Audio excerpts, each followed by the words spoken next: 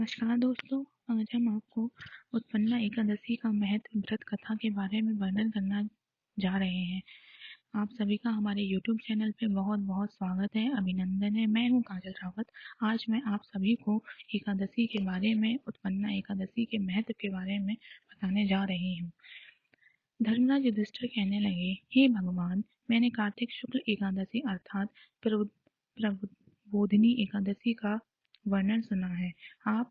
अब आप कृपया करके मुझे इस एकादशी के बारे में विषय में बतलाएं। इस एकादशी का क्या नाम है, अतः इसके व्रत का क्या विधान है, इसकी विधि क्या है, इसका व्रत करने से किस फल की प्राप्ति होती है, कृपया करके आप मुझे ये बताएं।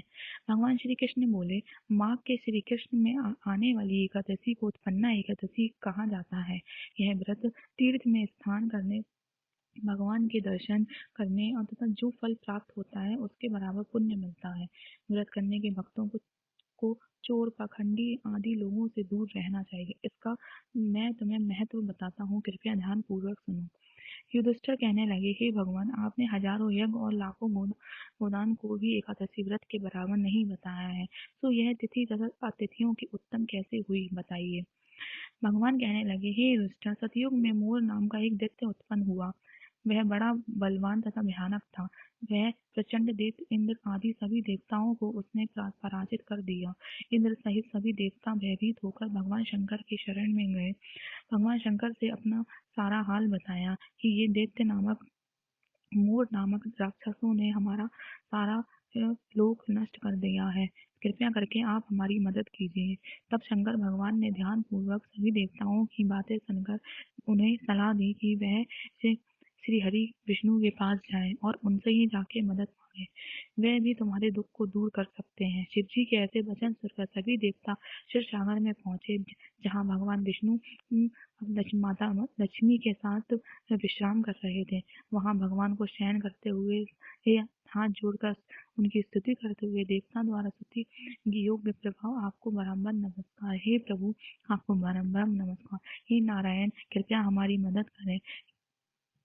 देवताओं की रक्षा वाली मधुसूदन, आपको नमस्कार। आप हमारी रक्षा करें। देवताओं से भयभीत होकर कि हम सब आपकी शरण में आए हैं। आप इस संसार के कृत्रिम माता पिता, अतिथि पालन करता, संहार करने वाले हैं। आपकी शांति प्रदान करने वाले आकाश तथा पाताल के आप ही हैं।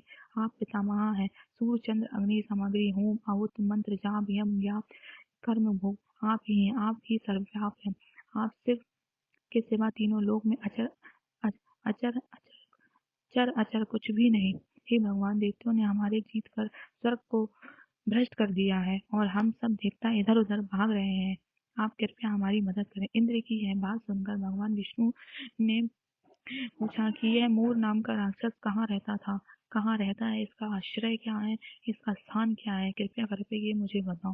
भगवान की ऐसी वचन सुनकर इंद्र बोले, प्राचीन समय में एक नरी जंग नामक राक्षस रहता था। वह महापराक्रमी और लोक विख्याता था।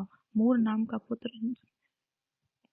जन्म हुआ उससे एक मोर नाम का पुत्र जन्म हुआ। उसकी चंद्रवती नामक की थी। उसने सभी देवताओं को स्वर्ग निकाल कर वहां अपना अधिकार जमा लिया। उसने इंद्र, अग्नि, वरुण, यम, हाई, चंद्रमा, नेत्र आदि सबके स्थान पर अधिकार कर लिया। सूर्य बनकर स्वयं ही प्रकाश करता, स्वयं ही मेघ बन बैठा, स्वयं ही अजय है। हे असुर निंदक है, उस दुष्ट को मारकर देवताओं को अजय करे। यह वचन सुनकर भगवान ने शीघ्र ही उनका संहार करूंगा।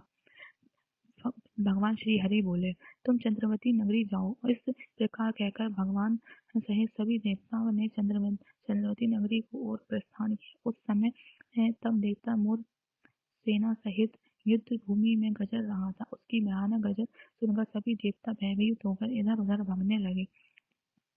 भगवान ने उसे सर्प के समान अपने वारों से विंध डाला। बहुत ही दैत्य मारे गए, केवल मुर बचा गया।